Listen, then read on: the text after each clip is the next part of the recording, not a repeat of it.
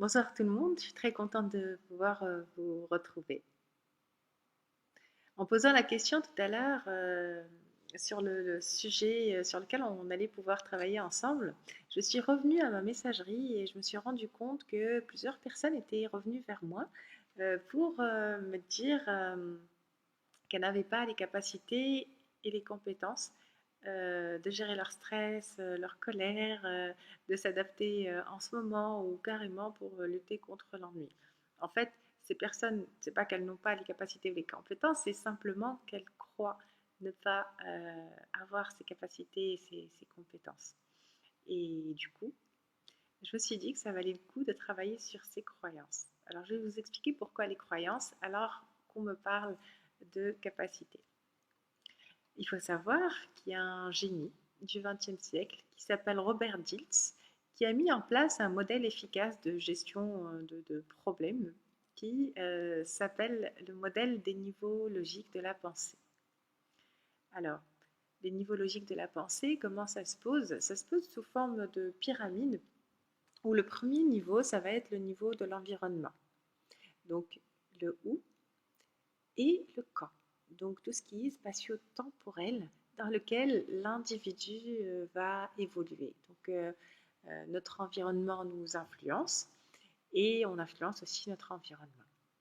Le deuxième niveau, ça va être le niveau de notre comportement.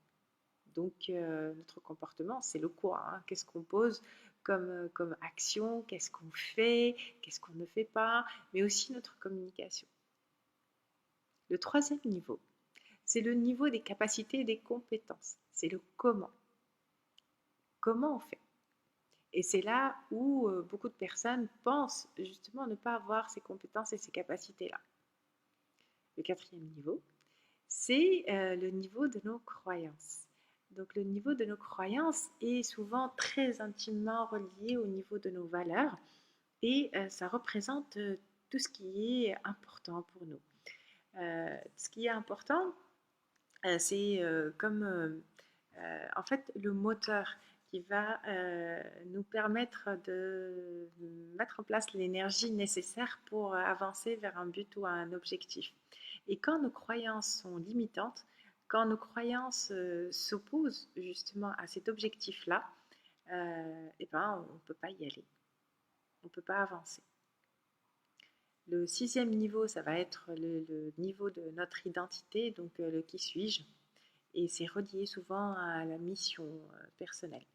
Et puis le dernier niveau, ça va être le niveau spirituel, entre guillemets. Donc le pour qui encore est-ce que je suis en train de faire ça? Et du coup, c'est relié à euh, dans quel monde j'ai envie d'évoluer. Donc ça, c'est les 7 niveaux logiques de la pensée qui ont été développés par Dilts. Et Robert Dilts, justement, nous indique que si on a envie d'être efficace sur la gestion d'une problématique au niveau d'un niveau, eh ben, il fallait aller mettre en place un changement, donc travailler le niveau qui est juste au-dessus. Et du coup, pour travailler sur cette problématique au niveau de la compétence et des capacités, on va aller chercher un changement au niveau des croyances. Et je vous retrouve tout à l'heure euh, pour, euh, pour l'exercice en audio de changement de croyance. Alors, pensez à toutes les croyances limitantes qui aujourd'hui vous empêchent d'avancer, vous empêchent d'atteindre vos objectifs. À tout à l'heure.